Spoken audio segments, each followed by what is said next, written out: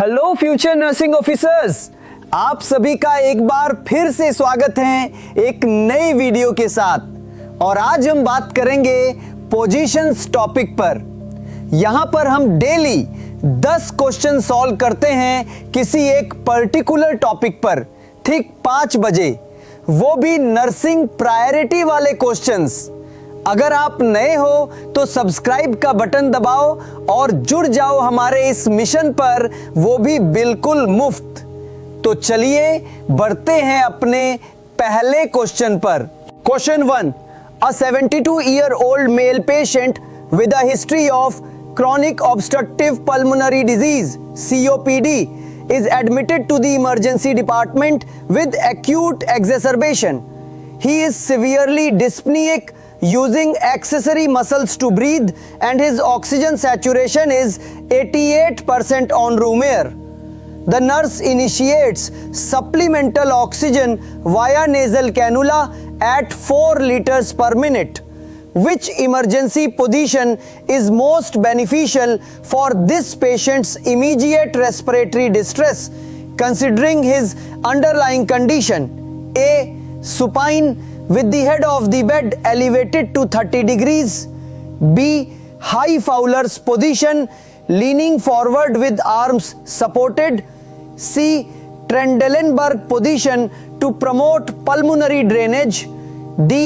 Left lateral recumbent position to reduce the work of breathing. Correct answer B.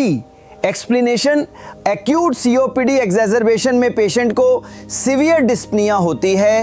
इस condition में high Fowler's position और leaning forward with arm supported जैसे bed side table पर most beneficial position है।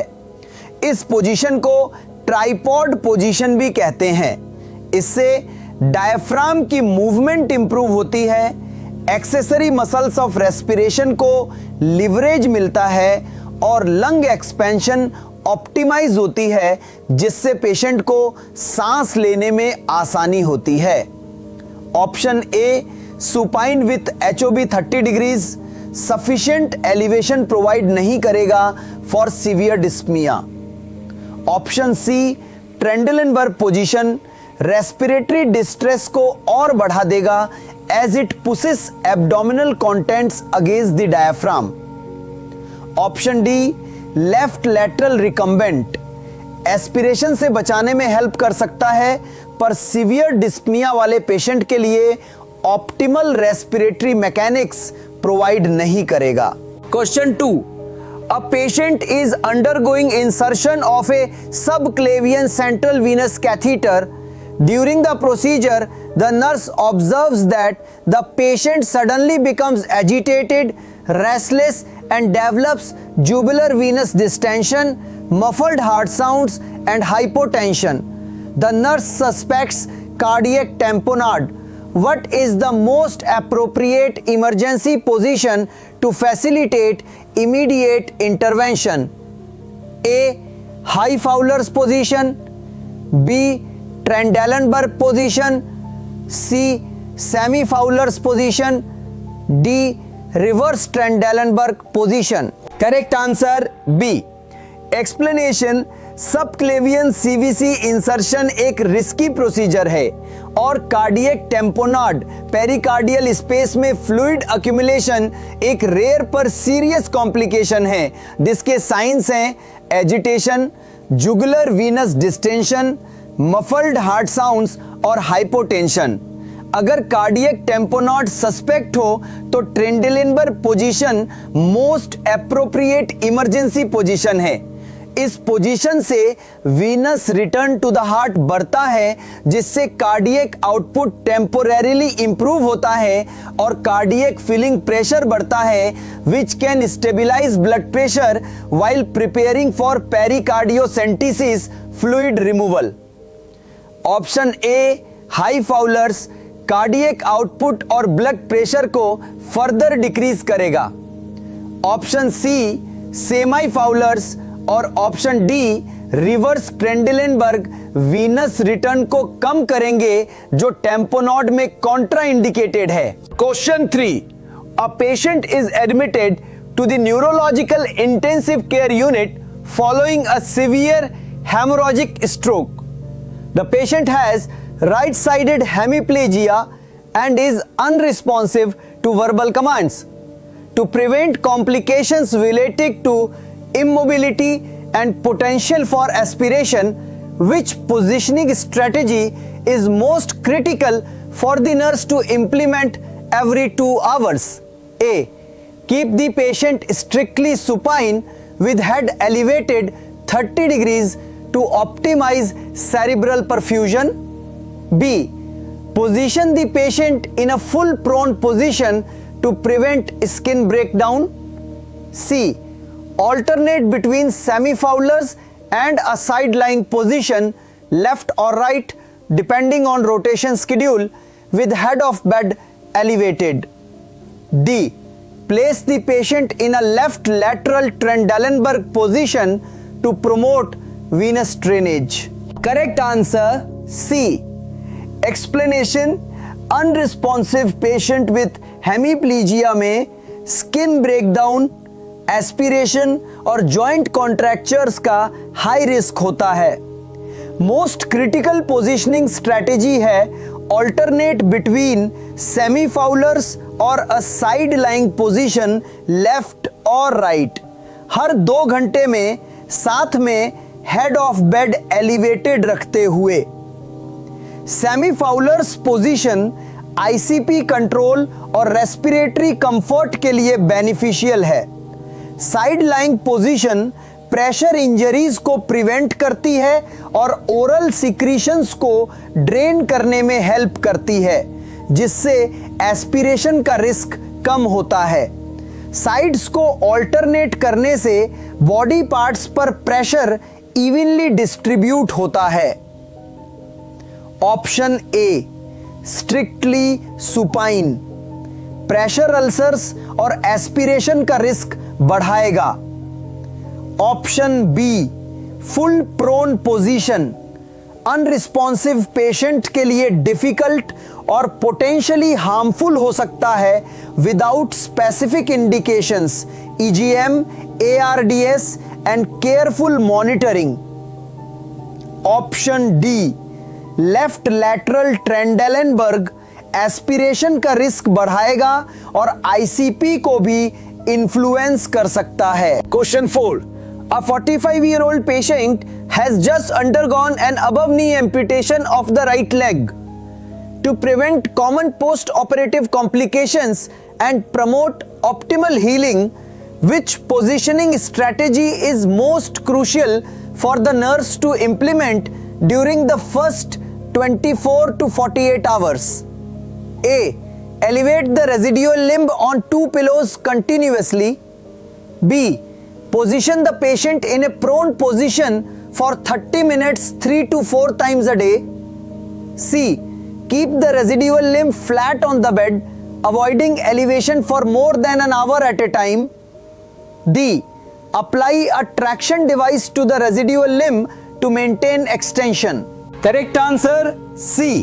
Explanation: above knee amputation के बाद hip flexion contracture एक serious complication है जो पेशेंट की फ्यूचर प्रोस्थेटिक फिटिंग और एम्बुलेशन को सिग्निफिकेंटली अफेक्ट करती है।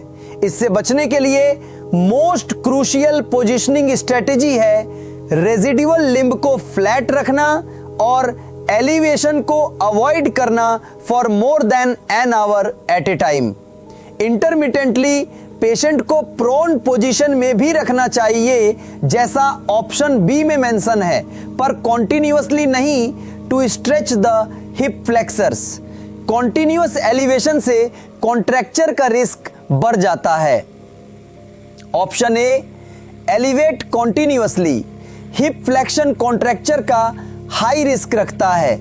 Option B, prone position 3 to 4 times a day एक करेक्ट कंपोनेंट है कॉन्ट्रैक्चर प्रिवेंशन का, पर मोस्ट क्रूशियल ओवरऑल स्ट्रेटजी में continuous avoidance of prolong elevation भी शामिल है। और क्वेश्चन फर्स्ट 24 to 48 आवर्स की बात कर रहा है, जहां कॉन्टिन्यूअस ऑब्जर्वेशन और करेक्ट पोजीशनिंग की जरूरत है। avoiding prolonged elevation is more universally critical initially. Option D, traction device usually amputation के बाद यूज नहीं होता. Question 5. A nurse is caring for a patient who underwent a repair of an abdominal aortic aneurysm 3AA 4 hours ago. The patient's blood pressure is stable, but there is concern for graft occlusion. The nurse assesses the pedal pulses and finds them absent in the left foot and very weak in the right. Which emergency position is most appropriate for this patient? A. Trendelenburg position. B. Reverse Trendelenburg position. C. Supine with legs elevated. D. Supine with legs flat. Correct answer D. Explanation: triple A repair के बाद graft occlusion एक serious complication है जिसमें blood supply lower extremities को compromise हो सकती है, जिसका इंडिकेशन है एब्सेंट या वीक पेडल पल्सेस. इस सिचुएशन में supine with legs flat position most appropriate है. लेग्स को एलिवेटेड करने से blood flow to the lower extremities जो ऑलरेडी कॉम्प्रोमाइज्ड है फर्दर रिड्यूस हो सकता है, जिससे इस्कीमिया बढ़ सकती है. लेग्स को फ्लैट रखने से ग्रेविटी का इफेक्ट मिनिमाइज होता है और एग्जिस्टिंग ब्लड फ्लो को मैक्सिमाइज करने में हेल्प मिलती है. Option A Trendelenburg systemic BP को बढ़ा सकता है पर पेरिफेरल फ्लो को डायरेक्टली इंप्रूव नहीं करेगा और रेस्पिरेटरी डिस्ट्रेस कॉज कर सकता है. Option B reverse Trendelenburg lower extremity blood flow को डिक्रीज करेगा. Option C supine with legs elevated blood flow को लोअर एक्सट्रीमिटीज तक पहुंचने में और डिफिकल्ट बना देगा. Question 6. A patient with severe dysphagia following a stroke is receiving continuous enteral feeding via a percutaneous endoscopic gastrostomy PEG tube. The nurse identifies the need for medication administration through the PEG tube. Before administering the medication, the nurse must ensure the patient is in which position to prevent aspiration. A. Semi-Fowler's position. B. High Fowler's position. C. Right side lying position. D. Supine with head of bed elevated 15 degrees. Correct answer B. Explanation: dysphagia और enteral feeding वाले patient में aspiration का high risk होता है, especially during medication administration. Most appropriate position है high Fowler's position, head of bed 60 to 90 degrees elevated. इस position से gastric reflux का रिस्क कम होता है और ग्रेविटी सिक्रीशंस और गैस्ट्रिक कंटेंट्स को लंग्स में जाने से प्रिवेंट करती है. पेशेंट को इस पोजीशन में मेडिकेशन एडमिनिस्ट्रेशन से पहले, ड्यूरिंग और एडमिनिस्ट्रेशन के बाद कम से कम 30-60 मिनट्स तक मेंटेन करना चाहिए.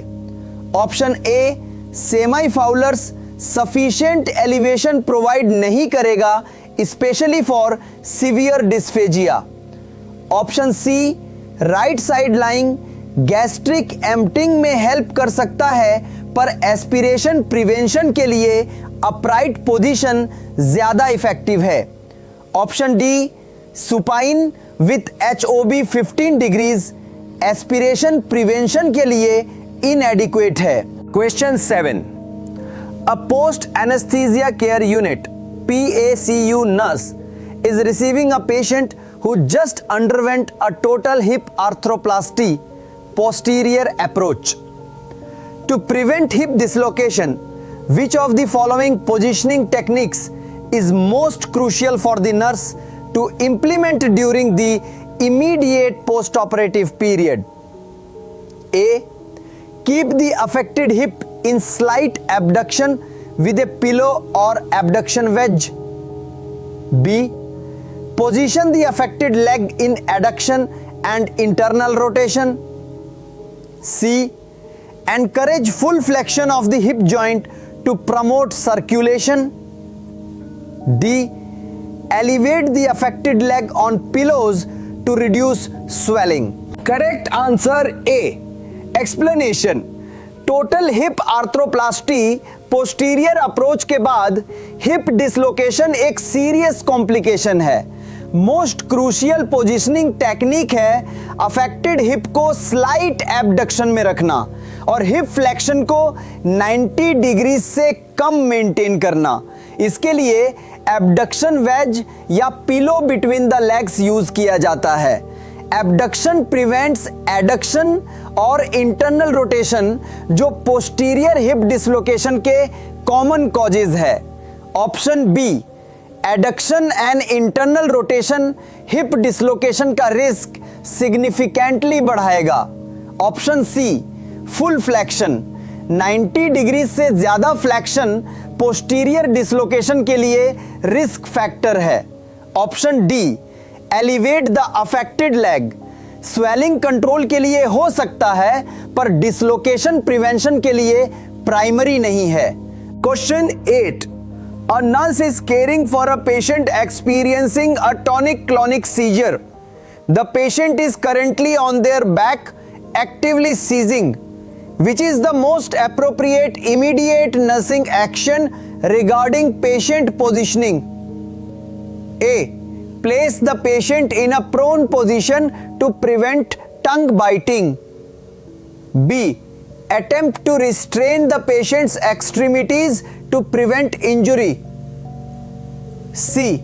Turn the patient gently to a side-lying recovery position. D. Insert an oral airway to maintain airway patency. Correct answer C. Explanation. Tonic clonic seizure के दौरान most appropriate immediate nursing action है patient को gently side lying recovery position में turn करना। इस position से airway patency maintain रहती है और एस्पिरेशन का रिस्क कम होता है बाय अलाउइंग ओरल सिक्रीशंस और वॉमिटस को ड्रेन आउट करने में। इंजरी से बचाने के लिए पेशेंट के सराउंडिंग एरिया को क्लियर करना चाहिए पर रिस्ट्रेन करना कॉन्ट्रा इंडिकेटेड है। Option A, prone position respiratory effort को हिंडर कर सकता है। Option B, restrain extremities injuries fractures cause कर सकता है। Option D, insert oral airway, seizure के दौरान कुछ भी पेशेंट के मुंह में डालना डेंजरस है जिससे डेंटल इंजरी या फर्दर एयरवे ऑब्स्ट्रक्शन हो सकती है। Option D, question 9, a patient is scheduled for a lumbar puncture. The nurse needs to position the patient to ensure optimal access to the spinal canal and minimize complications. Which position is most appropriate for this procedure? A. Supine with knees extended. B. Side lying with knees pulled up to the abdomen and head flexed towards the chest, fetal position. C. Prone with a pillow under the abdomen. D. High Fowler's position with arms supported. Correct answer B. Explanation. Lumbar puncture के लिए most appropriate position है side lying with knees pulled up to the abdomen and head flexed towards the chest, जिसे fetal position भी कहते हैं।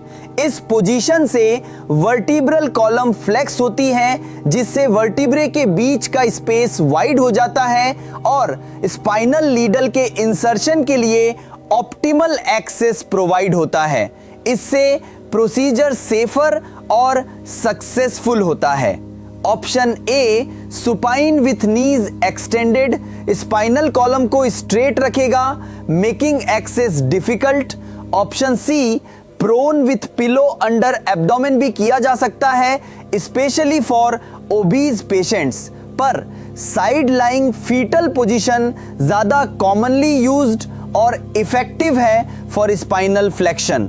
Option D, high fowler's lumbar puncture के लिए contraindicated है। Question 10, a nurse is preparing a patient for insertion of a rigid sigmoidoscope for a diagnostic procedure to ensure adequate visualisation and patient comfort, which position is most commonly utilized? A. Left lateral Sims position. B. Lithotomy position. C. Knee chest position. D. Trendelenburg position. Correct answer A. Explanation: rigid sigmoidoscopy के लिए most commonly utilized position है left lateral Sims position. इस position में patient left side पर लेटता है, right leg को flex करके chest की तरफ लाता है और लेफ्ट लेग को थोड़ा फ्लेक्स करता है, जिससे रेक्टम और सिग्मोइड कोलन को विजुअलाइज करना इजियर हो जाता है। ये पोजीशन पेशेंट के लिए कंफर्टेबल भी होती है। Option B, lithotomy position gynaecology procedures या चाइल्ड बर्थ के लिए यूज होता है। Option C, knee chest position भी सिग्मोइडोस्कोपी के लिए यूज हो सकता है, पर पेशेंट के लिए अनकंफर्टेबल हो सकता है और इसका यूज लेस कॉमन हो गया है। Option B, Trendelenburg position head down position है और सिग्मोइडोस्कोपी के लिए सूटेबल नहीं है। वीडियो पसंद आया हो तो इसे लाइक करें, शेयर करें और चैनल nurse_Vicky को सब्सक्राइब करना ना भूलें। कमेंट्स में जरूर बताएं कि ये एमसीक्यूज आपके लिए कितने हेल्पफुल रहे। मिलते हैं नेक्स्ट वीडियो में एक नए टॉपिक के साथ। तब तक keep learning and stay awesome.